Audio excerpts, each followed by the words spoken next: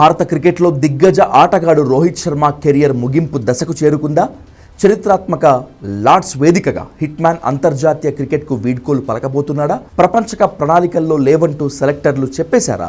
ప్రస్తుతం భారత క్రికెట్లో ఇదే హాట్ టాపిక్. ఆదివారం ఇంగ్లాండ్తో జరగబోయే 3వ వన్డేతో రోహిత్ రిటైర్ కానున్నట్లు జోరుగా సాగుతున్న వేళ అతని తల్లిదండ్రులు లండన్ చేరుకోవటం ఈ వార్తలకు బలాన్నిస్తోంది. హిట్మ్యాన్ గత కొంతకాలంగా పేలవమైన ఫామ్లో ఉన్నాడు.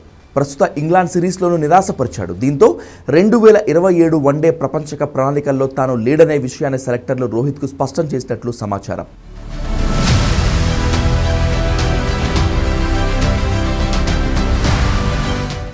అగార్కర్ నేతృత్వంలోని selection committee head coach Gautam Gambhir 2027 one day ప్రపంచ కప్ను దృష్టిలో ఉంచుకొని యువ జట్టును నిర్మించాలని భావిస్తున్నారు. భవిష్యత్తు ప్రణాళికల్లో భాగంగా యశస్వి జైస్వాల్ వంటి యువ ఆటగాళ్లకు ఎక్కువ అవకాశాలు ఇవ్వాలని చూస్తున్నారు. తుది నిర్ణయాన్ని మాత్రం రోహిత్ శర్మకే వదిలేసినట్లు ఆ కథనాల ద్వారా తెలుస్తోంది. ప్రస్తుత ఫామ్ కూడా పేలవంగా ఉండడం మరో కారణంగా చెప్తున్నారు. అన్నింటికంటే వచ్చే ఏడాది చివరి వరకు హిట్మ్యాన్ ఫిట్నెస్ కాపాడుకోవటం కూడా సవాల్గానే భావిస్తున్నారు.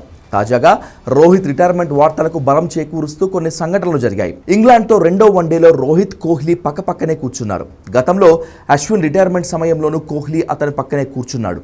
ఇప్పుడు కూడా అదే సీన్ రిపీట్ అవ్వడంతో హిట్మ్యాన్ వీడ్కోలుపై వార్తలు వైరల్ అవుతున్నాయి.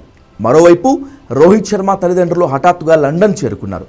సాధారణంగా రోహిత్ ఆడే మ్యాచ్లకు భార్య రితిక, పిల్లలు తప్పిస్తే తల్లిదండ్రులు కనిపించిన సందర్భాలు చాలా తక్కువ.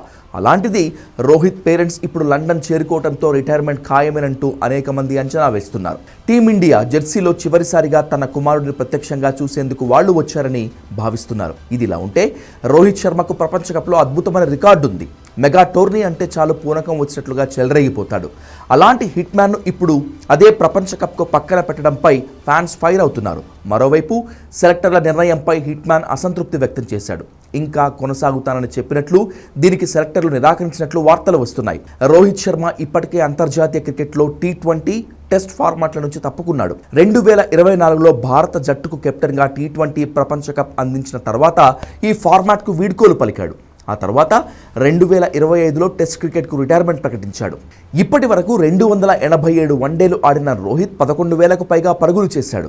వన్డేల్లో 3 డబుల్ సెంచరీలు చేసిన ఏకైక ఆటగాడిగా చరిత్ర సృష్టించిన రోహిత్ ఇక టీమిండియాలో కనిపించడన్న వార్తను అభిమానులు జీర్ణించుకోలేకపోతున్నారు.